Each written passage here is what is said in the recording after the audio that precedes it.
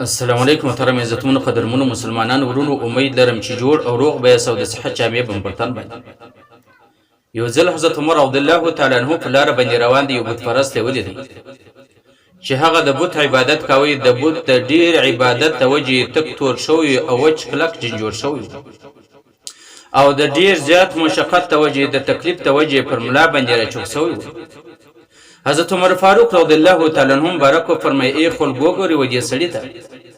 چې د بت عبادت ته وجې تک تور او وچ کلاک پر ملا باندې راچوک شوی دی پر ملا باندې راکوک شوی دی د دغه مشقت تکلیف او وجود به د جهنم ته یعنی ټول عمر او زندگی د بت په عبادت کې پر تیر سوله او ټول زندگی په دلالت او گمراهی کې تیر شوه ټول زندگی په دغه مشقتو او تکلیفو کې تیر سوی د هغه باوجود به دغه انسان چې د بت عبادت کوي د بت عبادت ته همیشه ولاړې پورته کښته کیږي دغه باوجود به هم د جهنم ته ته وګورئ په دغه یو ویډیو کې محترم مسلمانانو چې دغه په هندوستان کې د هندوانو عبادت خانه ده چې دوی د بوتانو عبادت کوي بت ته پورته کښته کیږي او دغه سړی ته وګورئ چې د ډیر مشقتو د وجې د ډیر تکلیفو د وجې چې بت عبادت کوي د هغه وجې پر ملا باندې راچوک شوی دی یعنی ټول زندگی او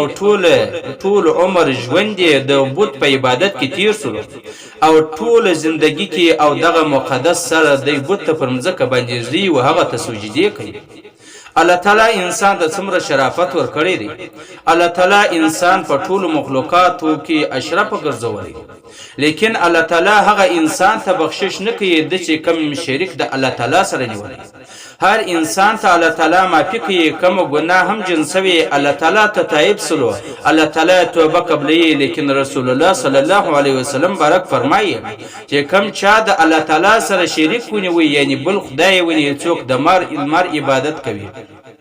المر خدای منی او څوک د سپوږمۍ څوک د ور څوک د غوایه او څوک بت عبادت کوي کم چا چې شریک ونیوي و دغه چاته بیا الله تعالی معافي نه کوي او دغه به و جهنم ته